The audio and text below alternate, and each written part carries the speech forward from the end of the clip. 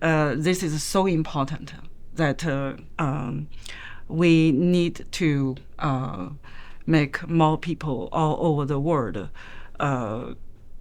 know about this, specifically the mobbing term. Even though many people, they had experienced this, they witnessed this just because of the mobbing term, there are confusions and misleading. This is, I would say that this mobbing phenomenon or the mobbing process or mobbing term is just the problem was underestimated,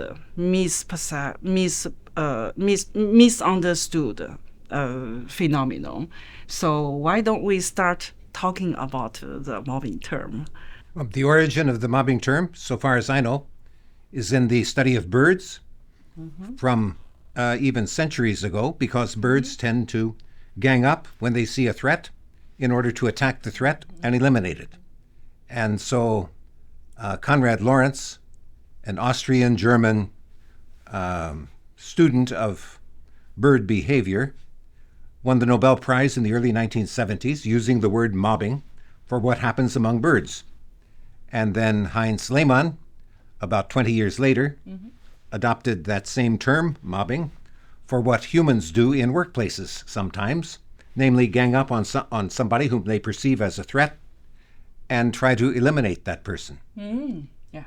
Janice has very nicely analyzed mobbing in terms of countering somebody who is perceived as a threat. And I believe that's really central to the whole conception of what mobbing is about. It's perception, and mobbing is shifting people's perception of the target, and that's key to it. I would love to see a new term to replace mobbing. I think it's been very useful up until now, but it might all be associated too much with mob and mobs, and yet I haven't thought up a better term, and I've used the term collective aggression, but it's so often conflated with bullying, and that's problematic because while it includes bullying, it's a very different phenomenon, as Ken has written about, and it's often used, the terms are often used interchangeably, and they're not the same. I'm glad that you brought that up. Actually, the most confusing or misleading thing, that's why this, how to say that, this is such a serious phenomenon. Why so few people even know about this term? They just could not. They said, well, this is bullying, but so that's just I think that's related to the then people always want to ask, what is the definition of mobbing? So in my opinion, I feel like this is difficult to answer that question, because mobbing is not a concept. Mobbing is a process. Not like bullying, those are just act and actions.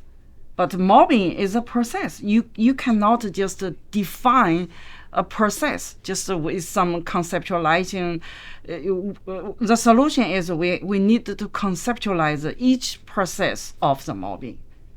I read what Ken, in your book, you described the different process of mobbing. The main reason I've given some attention to the concept of mobbing over the past 20 or 30 years is to argue against using it in a scientific approach to human conflict. I don't find bullying a very useful concept. It's name-calling. And it's deliciously simple in any kind of workplace conflict. If we can point to this person right over there and say, there's the bully, there's the jerk.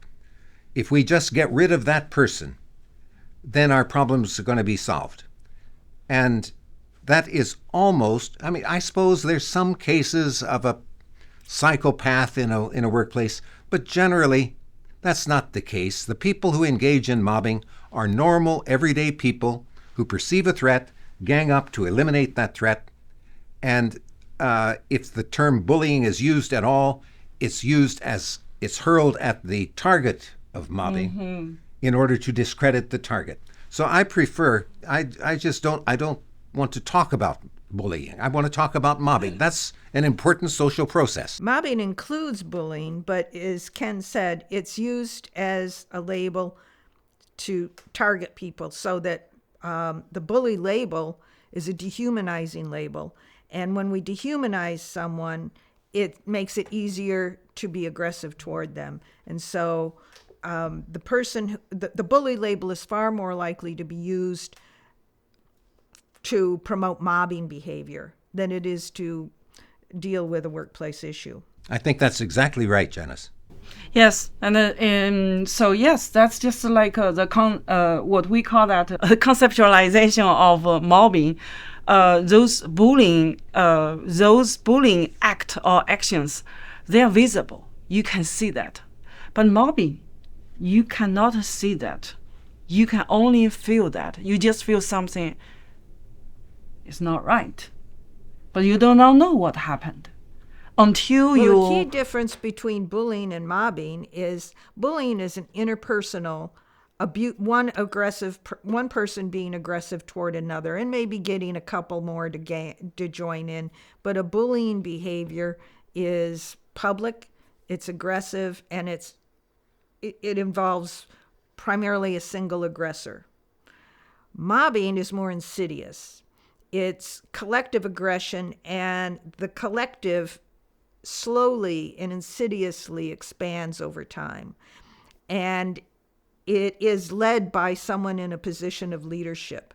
Usually in the workplace, it will be management, administration, and involves a progressive series of actions intended not to just humiliate the target, but to eliminate them from the workplace. Isn't that one of the things that makes, even just from a disinterested point of view, what makes mobbing such a fascinating area of study is the subtlety of it, the non-obvious qualities of it. Because when people gang up on somebody and want to run that person out of the workplace, they know, for instance, I mean, humans aren't stupid. They know that if they do physical violence toward the person, that's going to discredit them. They're going to be charged with the criminal behavior, maybe put in jail.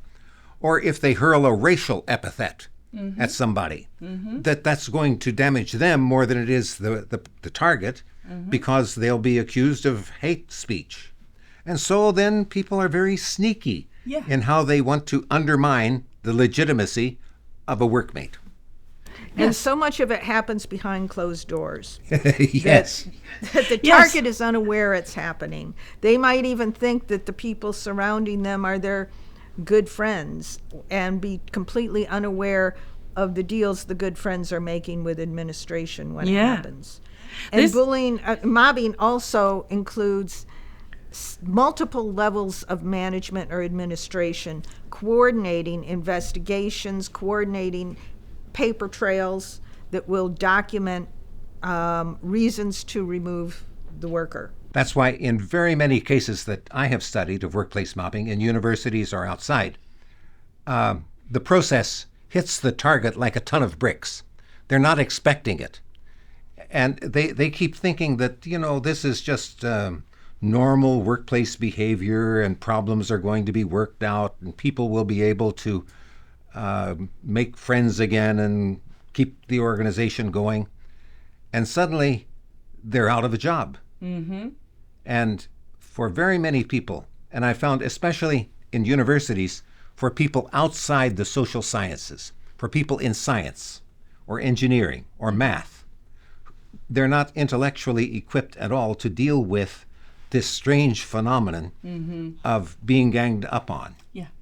By the time they realize what's happening, it's too late. Yes. That's right. Yes. We all know that this mobbing phenomenon, the problem is so complicated that it required many perspectives in order to explain that. So that's what we are talking about. The need. There is a need to create the science of workplace mobbing.